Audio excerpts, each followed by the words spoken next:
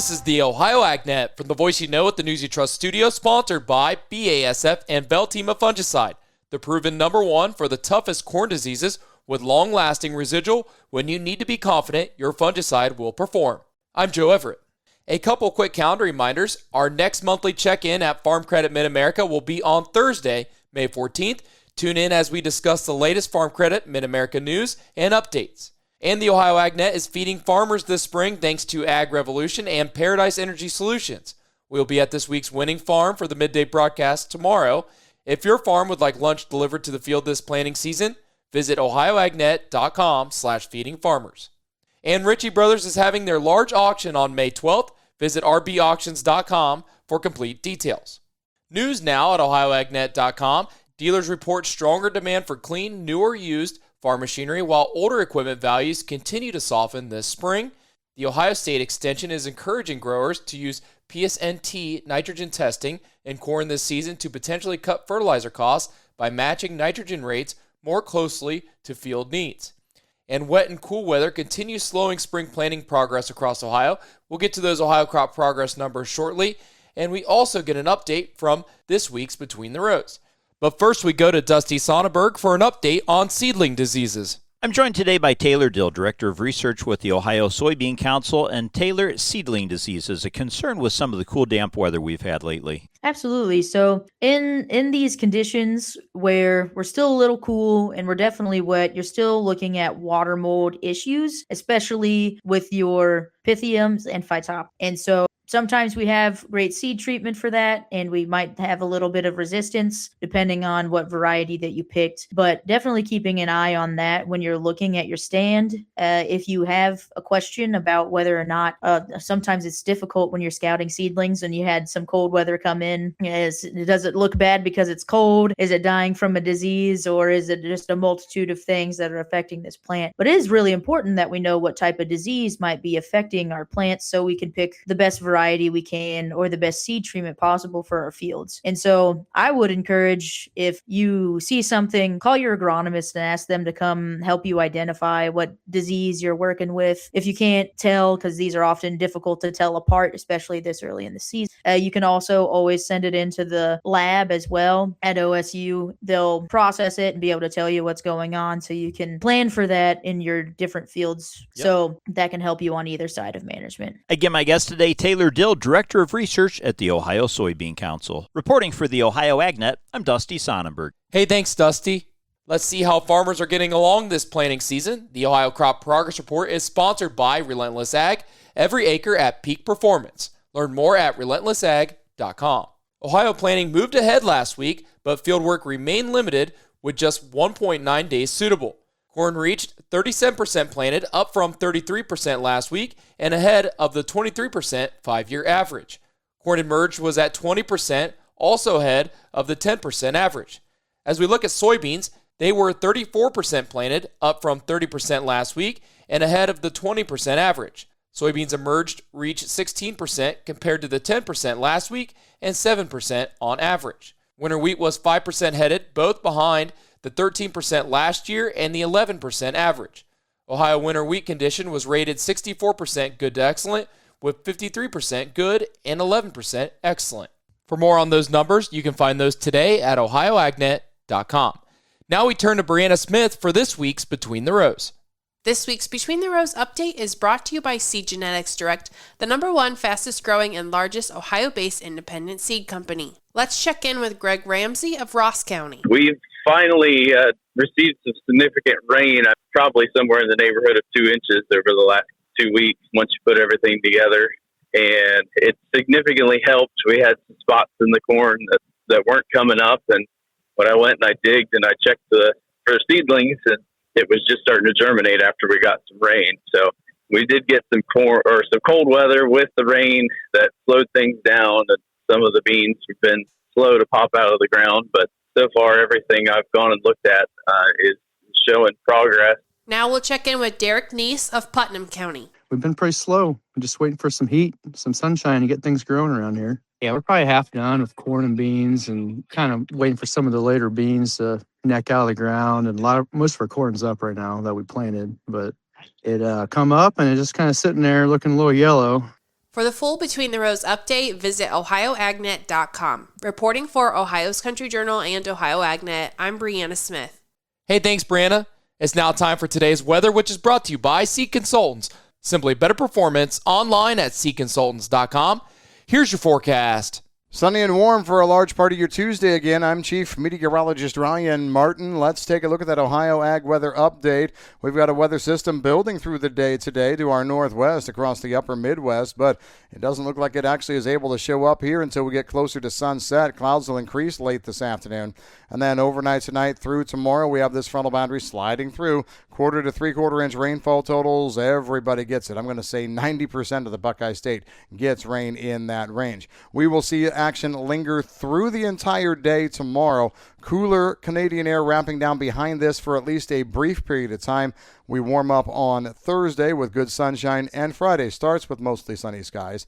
A few hit-and-miss scattered showers coming back into southwest Ohio before sunset Friday night, and then the weekend is a little unsettled. Hit-and-miss showers and thunderstorms basically from Saturday morning right on through Monday and Tuesday of next week.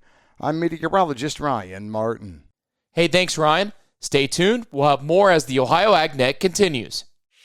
Hi, I'm Tyler Miller, a soybean farmer from Crawford County. When I grow soybeans, I'm not just raising a crop, I'm creating fuel at home. Biodiesel adds nearly $2 to our bushel price and strengthens our energy independence. If you're not using biodiesel on your farm, now's the time. If you're not sure how to get it, ask your local fuel supplier. Ready to turn last year's crop into this year's fuel? Learn more at soyohio.org. This message is brought to you by Ohio soybean farmers and their checkoff. Looking for heavy equipment but don't know where to buy? Purple Wave Auction has you covered. Always online and always no reserve. It's your destination for construction or ag equipment ready to work. We even sell semis, trailers, and fleet equipment for your operation. Best part? It's free to join. Head to purplewave.com. That's purplewave.com. Sign up for a free account and start bidding today. Purple Wave Auction, the easiest and most straightforward way to buy and sell equipment. You're tuning in on the Ohio AgNet. I'm Joe Everett. We now check in with Ty Higgins for an update on trends and used equipment for today's featured audio. Today, we're talking farm equipment, auctions, and a growing trend that's catching the attention of farmers across Ohio and beyond. Joining us is Craig Von Stein with Dye Real Estate, a company known by many for farmland sales, but one that's now making a move into the equipment market. Appreciate you taking the time to join us. Let's start with your story, how you got to this point in the industry. Well, it's kind of a full circle moment for me. Coming out of college, I went to Ohio State, got an ag business degree at the Ohio State University. And then I spent several years actually with an auction company. So I did that for quite a while. And then I've always been in the ag industry, working through other machinery sales at the dealership level, ag finance, ag tech. And so now I've got a chance to kind of bring that circle back around and come to the Dye Real Estate and Land Company as their equipment division manager. So it's a nice time to kind of be back and working with some great folks and a great team of people that they already have in place. So it's kind of an exciting time. From your perspective, what does the used equipment market look like right now? Are we seeing values holding steady? Are they rising, softening compared to a few years ago? Well, if we look back a few years ago, we kind of had a high spike there about 22, 23, and then we saw a decline kind of across the industry. And that slide kind of plateaued out about midway through last year. And so we've seen them kind of level off now, but we are lower than we were a few years ago. There's some obvious reasons behind that with higher input costs, lower margins, higher interest rates, a lot of those factors that are going to drive our farmers to question, how much should I spend on us? Do I need to update this or that? So they have softened basically across the industry, and not just across Ohio. I mean, that's been really everywhere, but we've kind of flattened out for the meantime. And then depending upon, your location and the piece of equipment that it is, we're still seeing some ups and downs on some of those pieces. Why do you think more farmers are turning to auctions as a way to buy and sell equipment today versus the traditional way that Dad and Grandpa did 10, 20, 30 years ago? That's a really good question. And, my background gives me the ability to have experience on both sides of that, because I did spend several years with a equipment dealership. The auction process has many advantages to it. Several of those are that you get to know in real time a real true market value for that equipment. Dealerships certainly have their place in the market. Folks can utilize them as much as they need to, but an auction is going to give you true market value. So if you get that piece of equipment with a group that's going to advertise it well and get it out there well, you're going to know that that's what that piece of equipment was worth today and that you got the most value out of that. There's also a time aspect to it. If you've got a whole lineup of equipment, auctions can service that whole lineup, whether you're taking a retirement sale or just a kind of inventory reduction piece. They can bring that to market and you don't have to wait around it. Every piece gets offered on that day. So the timing of it is very well suited for most folks as well. Auctions themselves in general have been a part of the farm and ag economy for a long time. But just being able to utilize that for farm equipment is a big service to folks, and which is why, again, we saw higher demand and why the company wanted to spend more efforts into that space. And so that's where myself and some folks on my team are dedicated to equipment. That's all that we do within the company. So we can service those folks and give them a standard that they need and are expecting in the industry right now for their auction services. Finally, any important dates upcoming that our viewers and listeners need to know about? Most important date for us right now is going to be July 14th, Ottawa, Ohio. We're having a live virtual equipment sale there. It's featuring several farmer retirements. So that's a live sale. You can come to Ottawa. Putnam County Fairgrounds has this beautiful new event center they've had up for a couple years. If you've not seen that building, great looking building. It's a live sale, so you can come there and bid, but it is virtually representing the equipment. So the equipment was not on hand. So I'll go back to my previous statement where if you need to look at a piece of equipment and physically put your hands on it to be comfortable with it, give us a call. We can certainly set that up for you. But we had a few local farmers wanting to retire. We were able to put that together. We are opening that up and accepting consignments for that sale. So that's the hot one for us right now, July 14th in Ottawa, Ohio this summer. And what's your website? DyeRealEstate.com. Craig Von Stein with Dye Real Estate, heading up their equipment sales division. Appreciate your time and thanks for the insights. Thanks, Ty. Hey, thanks, Ty, for that update. Stay tuned. We'll be back with more as the Ohio AgNet continues. The way farmers get their information is expanding, and now there's a new dimension of farm news for the Buckeye State. Ohio AgNet TV. Learn from other farmers, see products and practices in action, and stay connected to what is happening both locally and nationally. Plus, watch expanded video coverage throughout the growing season and beyond with regular updates from the field and stories that highlight the people, issues, and innovations driving Ohio agriculture. Don't miss a moment. Subscribe now on YouTube by searching Ohio AgNet TV, where Ohio agriculture comes to life.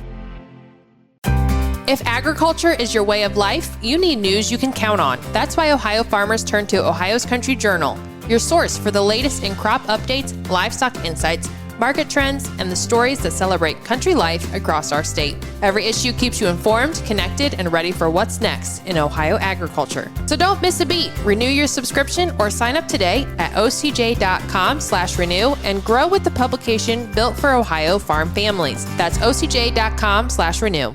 It's now time for today's market analysis, which is brought to you by the Louis Dreyfus Company. Excited to bring the brand new soybean crush facility to Upper Sandusky. Learn more about marketing your soybeans with LDC at 574-566-2113.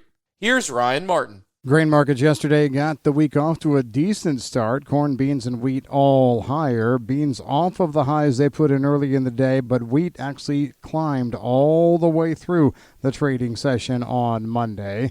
Mostly the talking points were about weather, whether it's nearby here, close to the Hoosier State, where planting may be getting started with a little bit of fervency in the north after a long delay, but then there was also weather out in the Central Plains, continuing to cause concerns about wheat yield and production.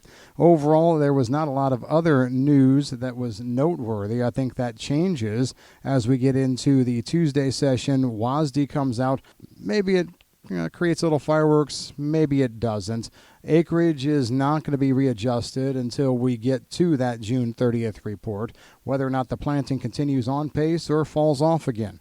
I'm Ryan Martin. Hey, thanks, Ryan. Now let's take a look at your overnight trade brought to us by Seed Consultants. Simply better performance online at seedconsultants.com.